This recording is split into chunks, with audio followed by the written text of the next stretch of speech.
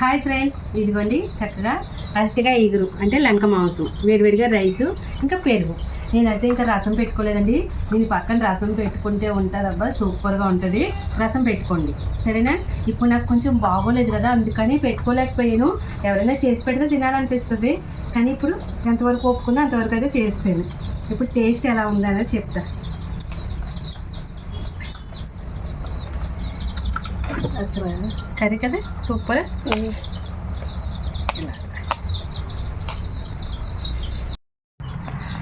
ఇలా కలుపుకోవాలండి. ఇప్పుడు అరటికాయ ముక్కలు ఉంటాయి కదా, చక్కగా అవి చిదుపుకోవాలి. ఇలాగా చిదుపుకొని కలుపుకుంటే టేస్ట్ వేరేగా ఉంటుంది.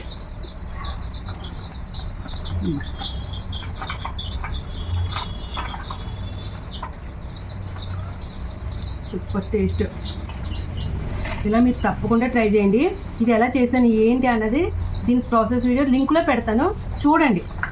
అబ్బా స్పైసీగా కొంచెం కారంగా ఉంది, కూర అయితే అదిరింది. ఇలాగే ఉంటుంది లంక మాంసం. మటన్ సరిపోదు అనమాట. అంటే నాన్ వెజ్ తినని వాళ్ళకి ఇది సూపర్ ఐటెం.